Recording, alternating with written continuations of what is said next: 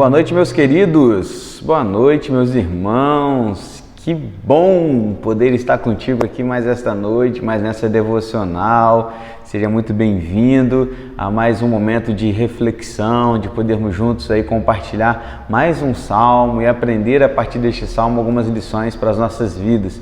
Como temos crescido aqui e descoberto quanta coisa boa existe no meio dos salmos, né?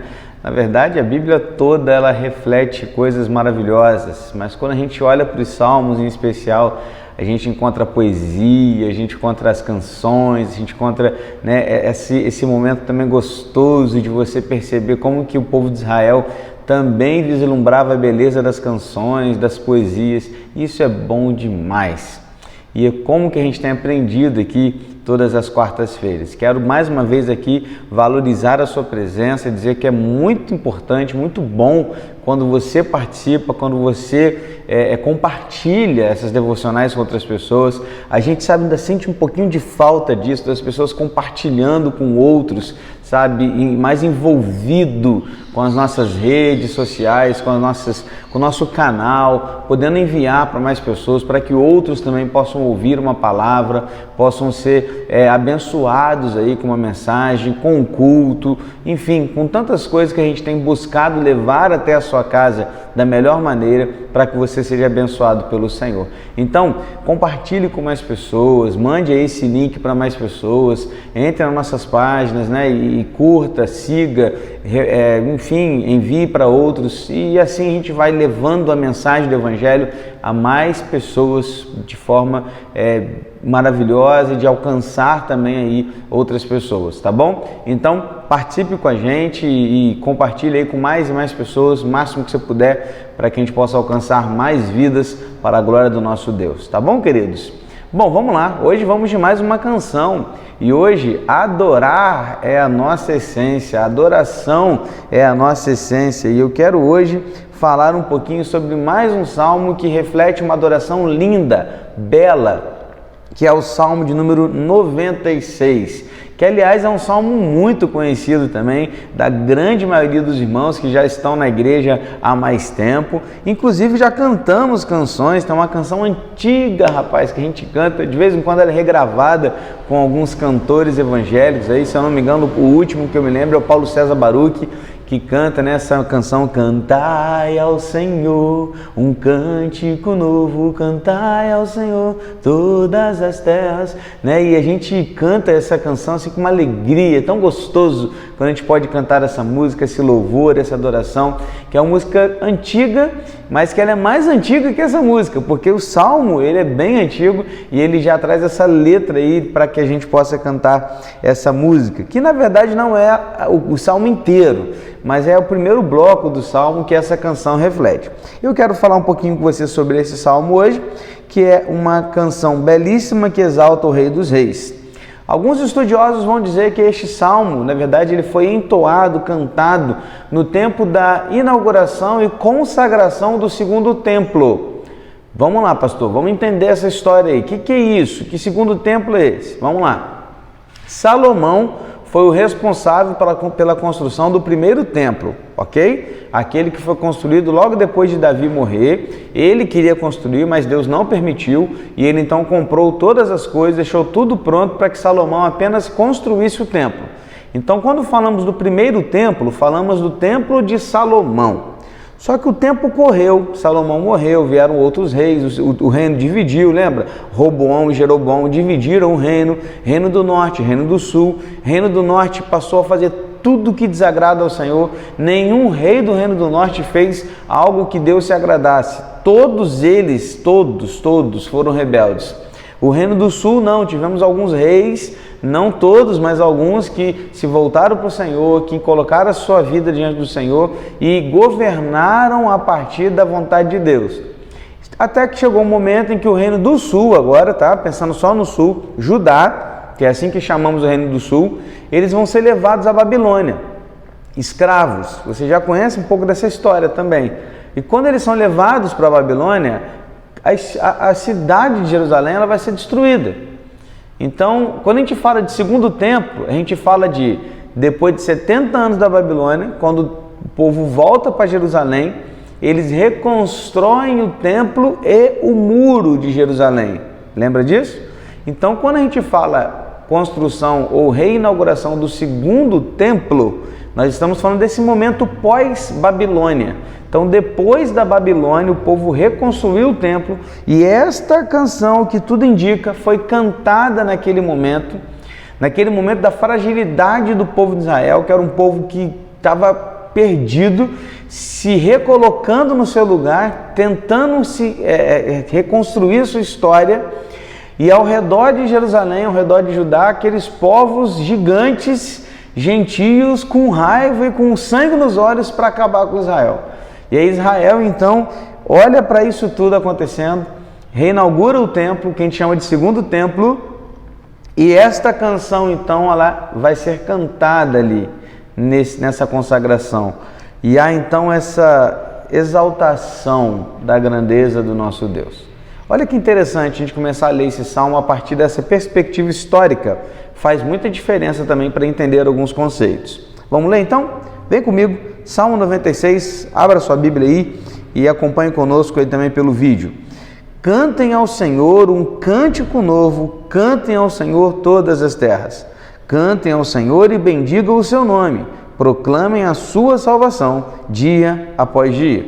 Anunciem entre as nações a sua glória e entre os povos as suas maravilhas. Dá uma pausa aqui, a gente vai ler também de forma mais passada.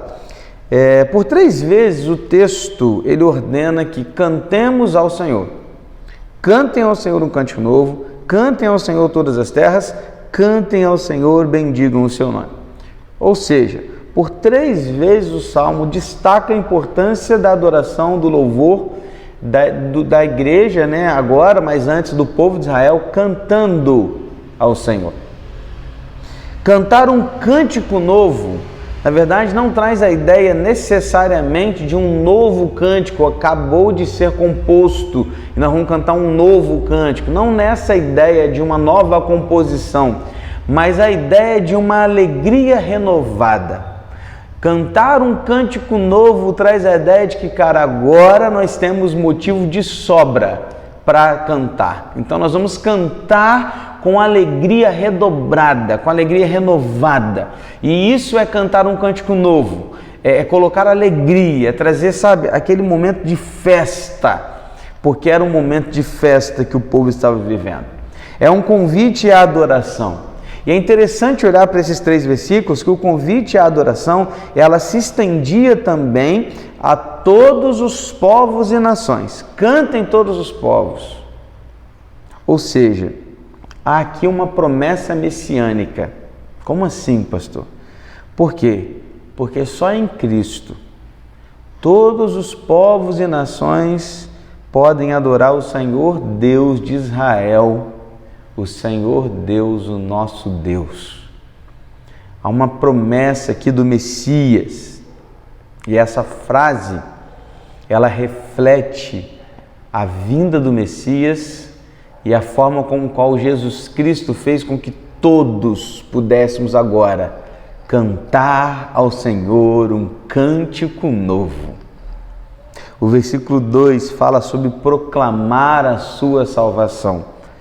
Traduzido para o grego, né, essa palavra que está em hebraico, mas quando a gente traduz essa palavra aqui, proclamar, do hebraico para o grego, a palavra grega para proclamar é a mesma utilizada no Novo Testamento para pregar boas novas, que para nós foi traduzida como evangelizar. Quando a gente fala, vamos sair para evangelizar, vamos fazer um evangelismo, ou seja, nós vamos levar o evangelho a todas as pessoas, nós vamos pregar o evangelho, nós vamos proclamar boas novas, porque evangelho significa boas novas. Então, quando eu olho para esse salmo, a gente percebe também que o intuito da adoração, do cântico, do louvor, deve ser, em primeiro lugar, glorificar o nome de Deus, mas em segundo também proclamar as boas novas a todas as nações. O que eu aprendo até aqui? O que eu aprendo aqui é que a Igreja de Cristo deve cantar com alegria cânticos que exaltam o nosso grande Deus e também deve proclamar o Evangelho de Cristo para que mais pessoas se juntem a esse grande coral. Amém? Talvez você já faça parte desse coral que canta um cântico novo, esse coral que Jesus Cristo salvou, esse coral chamado igreja. Ainda muitos outros que também precisam ouvir sobre esse Evangelho, para que também possam cantar conosco esse cântico novo. Vamos continuar? 4, 5 e 6. Porque o Senhor é grande e digno de ser louvado, mais temível do que todos os deuses, porque todos os deuses dos povos não passam de ídolos. O Senhor, porém, fez os céus. Glória e majestade estão diante dele, força e formosura no seu santuário. O salmista deixa claro aqui que o nosso Deus é digno de ser louvado. E não havia entre os povos, e não há e nunca haverá outro que se equipare ou que se compare ao Senhor nosso Deus para ser digno de louvor tal qual o nosso Deus é. Não, nunca haverá, nunca. E olha que interessante, pensando já no contexto histórico. Aquele povo acabou de voltar da Babilônia, ok? Lá na Babilônia, eles experimentaram ou presenciaram, melhor dizendo, vários ídolos, vários deuses que eram adorados pelos babilônicos. Assim como quando estavam no Egito, também viram muitos deuses no Egito. Mas quando o povo de Israel cantava agora nessa inauguração, nessa consagração do segundo templo, eles podiam dizer que não há nenhum Deus digno de louvor como o nosso Deus. E eles vão dizer no versículo 5 aqui, olha, porque todos os deuses dos povos não passam de ídolos. Eles experimentaram já na sua história inteira até aqui muitas experiências com povos que adoravam muitos e milhares de deuses. E quando Israel olha para essa situação, eles vão dizer, todos os deuses dos povos não passam de ídolos. Parece uma redundância, uma repetição, não parece, para o português? Deuses, ídolos. É claro que deuses são ídolos, né? Parece que é lógico. Na verdade, querido, quando a gente lê no hebraico, a tradução da palavra ídolos é muito interessante, porque a tradução da palavra ídolo do hebraico traz a ideia daquilo que não é coisa alguma, aquilo que é fraco e imprestável. Agora preste atenção, é como se a gente lesse o versículo 5 assim, olha, porque todos os deuses dos povos são imprestáveis, fracos, não são coisa alguma. Fez diferença? Fez. Por isso que é importante conhecer a história, o contexto por trás dos salmos. Enquanto os deuses dos povos são imprestáveis, o nosso Deus criou os céus e a terra. A presença da sua glória dava ao povo o esplendor e a majestade e o poder de Deus.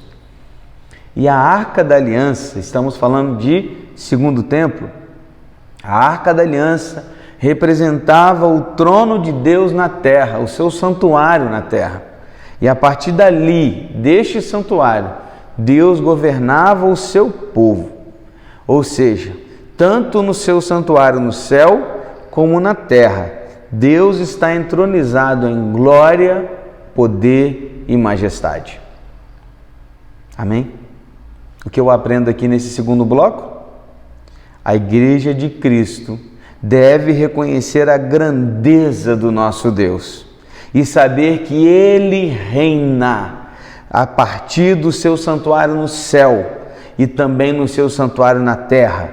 E o seu santuário na terra, hoje, somos nós, a Igreja de Cristo, o corpo de Cristo. Então, de onde o Senhor reina na terra? A partir dos nossos corações. Porque Deus agora habita no nosso coração. Nós somos o santuário de Deus. Nós somos o templo de Deus. Nós. Eu gosto muito dessa frase. Eu não sei se eu ouvi, se eu falei, eu sei que eu repito ela de vez em quando. Que diz assim: antes era o sumo sacerdote que entrava nos santos dos santos para clamar pelo povo. Hoje os santos dos santos habita no meu coração, que é o Senhor Jesus. Então agora nós somos o santuário de Deus. Amém? Terceiro bloco, 7, 8 e 9. Deem ao Senhor, ó famílias dos povos, deem ao Senhor glória e força, deem ao Senhor a glória devida ao seu nome, tragam ofertas e entrem nos seus atos, adorem o Senhor na beleza da sua santidade, tremam diante dele todas as terras. Quando o povo adorava a Deus, o povo se prostrava em sinal de reverência. Todas as nações são convidadas a adorar ao Senhor e a dar a Deus um sacrifício de louvor, dar a Deus aquilo que nós podemos dar de melhor. Por isso o texto fala: deem ao Senhor, ó famílias, deem ao Senhor a glória e força. Precisamos dar ao Senhor, querido, tudo que temos e tudo que somos. Ele continua, e a expressão do último versículo, tremam diante dele todas as terras, significa literalmente, tenham temor perante o Senhor. Os sacerdotes não entravam de qualquer maneira no santuário. Os sacerdotes se purificavam, se lavavam, colocavam as roupas devidas que foram instituídas pelo próprio Deus. O sumo sacerdote não entrava de qualquer maneira no Santo dos Santos, mas no dia certo, da maneira correta, com a purificação certa, com as roupas devidas. Não se apresenta a Deus de qualquer maneira. Nós nos apresentamos ao Senhor hoje a partir da purificação que Cristo fez em nossos corações. Nós precisamos nos apresentar ao Senhor hoje com mãos limpas e corações puros, porque a beleza única que Deus aceita é a beleza da santidade. E somente pela retidão de Cristo podemos nos aproximar de Deus.